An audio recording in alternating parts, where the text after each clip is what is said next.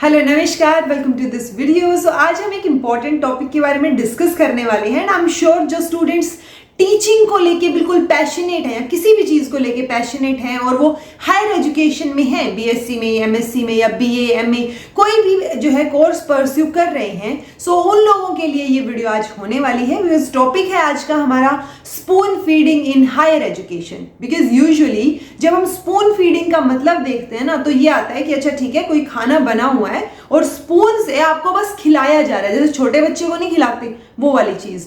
सो वो spoon feeding जब हम एजुकेशन के फील्ड में इस्तेमाल करते हैं उस वर्ड को, दैट मीन्स बच्चे के अंदर दिमाग में जो है चीजें बस भरी जा रही हैं, चाहे वो नोट्स दे के भरी जा रही हैं या सिर्फ एक लेक्चर मेथड का इस्तेमाल करके भरी जा रही है जिसमें डिस्कशन नहीं है, एक्टिविटी बेस्ड चीजें नहीं हैं। सो वो सारी की सारी चीजें यूजुअली हायर एजुकेशन पे जब हम देखते हैं तो मैं उसको spoon feeding in higher education बोल रही हूँ। क्यों बोल रही हूँ?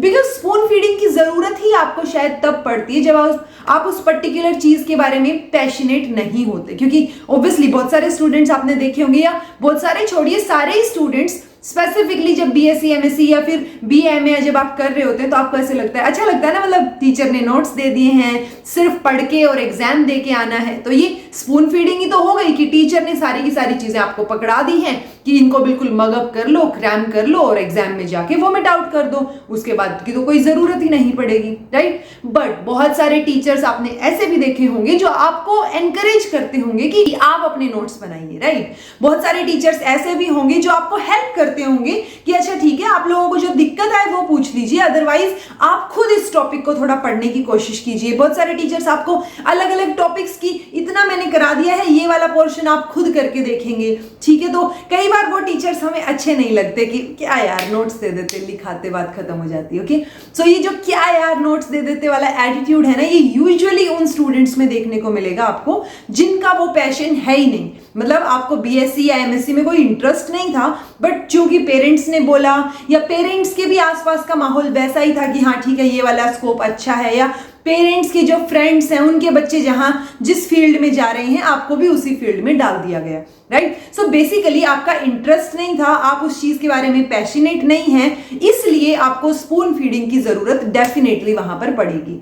लेकिन ये स्पून फीडिंग के कॉन्सिक्वेंसेस जो आपको सुनने को मिलेंगे ना, वो बहुत लंबे खींचेंगे। कई बार होता है ना कि मैम नेट भी क्लियर हो गया है, जेआरएफ भी क्लियर हो गया है, ये एग्जाम भी क्लियर हो गया, लेकिन जॉब का अब क्या करें, ओके। सो वो एस्पेक्ट, वो जो कॉन्सिक्वेंसेस है ना उस स्पून फीडिंग के, क्योंकि उस स्पून फीडिंग की वजह से आपका दिमाग जो है वो बिल्कुल सोचना बंद कर चुका है। स्पून फीडिंग की वजह से आपको सिर्फ आदत है कि कोई आपको चीजें दे दे, आप वैसे ही पढ़ें और आप मार्क्स ले आएं, ओके। सो एकेडमिक लेवल पे तो आपके मार्क्स बहुत अच्छे दिखेंगे, लेकिन जब आपसे चीजें पूछी जाएंगी, जब आप मुंह खोलेंगे, जब आप अपने व्यूज प्रेजेंट करेंगे, तो चीजें डामाडोल सी हो जाएंगी, ओके। सो ये कॉन्सिक्वेंसेस आपको फिर लाइफ टाइम तक झेलने पड़ेंगे। कैसे झेलने पड़ेंगे?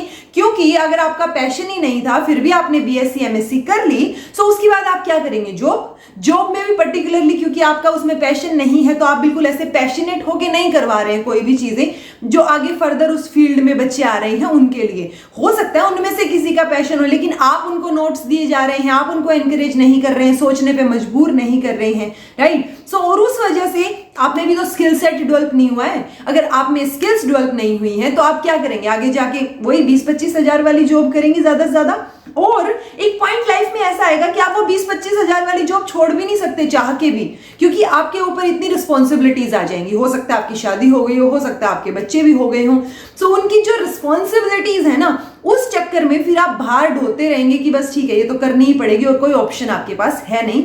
वो एक शोषित होने के अलावा आपके पास कोई ऑप्शन बचेगा नहीं, बिकॉज घर चलाना है, राइट। और हो सकता है वो कॉन्सिक्वेंसेस और लंबे खिंच जाएं जो स्पून फीडिंग से शायद शुरू हुए थे। अगर आप उस टाइम पे खुद सोच के, चीजें पढ़ के, उसके बारे में थोड़ा और डिटेल में पढ़ के चीजें करते ना, तो शायद ये सारे कॉन्सिक्वेंसेस आपको नहीं झेलने पड़े। और अगर ये कॉन्सिक्वेंसेस और लंबे खिंच गए तो आप अपने बच्चों के ऊपर भी प्रेशर बनाएंगे कि ठीक है अब तो यही है जो करेंगे, आगे बढ़ के जब ये चीजें करेंगे, बड़े होंगे, उसके बाद ही हमारी लाइफ और बेटर हो सकती है, राइट। सो वो फिर बच्चों के ऊपर भी एक पर्टिकुलर लेवल का प्रेशर आप डालने लग जाएंगे, ठीक है। सो ये कॉन्सिक्वेंसेस जो है स्पून फीडिंग के, जो कि स्पून फीडिंग यूजुअली छोटे बच्चों के लिए होती है कि अच्छा वो सीख रहे हैं अभी चीजें, उनको थोड़ी थोड़ी चीजें हम बताते रहें, थोड़ा थोड़ा वो खुद सीखते रहें। लेकिन अगर आप नोट्स के पीछे भागने वाले स्टूडेंट्स में से हैं सो मेरे दोस्त आप बहुत ट्रबल में हैं। ओके, तो वो ट्रबल जो है वो आप अपनी खुद खत्म कर सकते हैं। और वो कैसे खत्म होगी? जब आप अपने ऊपर काम करना शुरू करेंगे। आप नोट्स के पीछे भागने की बजाय पर्टिकुलर टॉपिक के ऊपर नॉलेज डेवलप करना चाहेंगे, तब आप इन कॉन्सिक्वेंसेज से डेफिनेटली बच सकते हैं। ठीक है, अदरवाइज ये कॉन्सिक्वेंसेज पूरी जिंदगी जो है आपको कचोटते रहेंगी। तो ये इंपॉर्टेंट टॉपिक है जिसके ऊपर बात करना जरूरी है, एंड इट्स हाई टाइम कि ये चीजें बंद होनी चाहिए।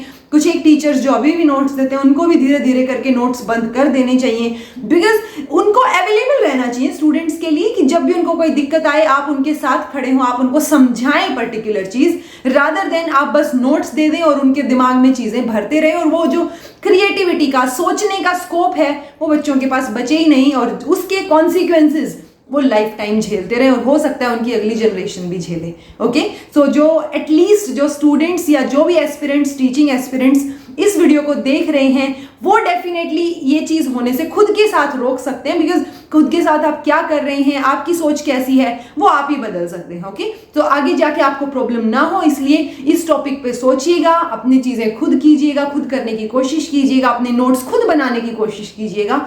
और फिर भी कोई दिक्कत आती है किसी भी तरीके की, सो क्वेरी कमेंट बॉक्स में छोड़ दीजिएगा, बात करेंगे उसके ऊपर भी। So this was all about today. Thank you so much for watching. Be happy, keep smiling and be consistent in your efforts.